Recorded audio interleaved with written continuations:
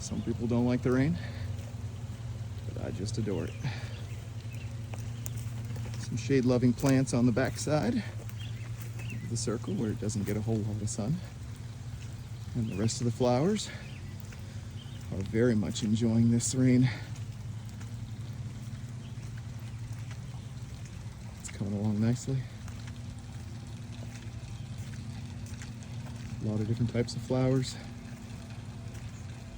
Mixture of sun-loving and some shade.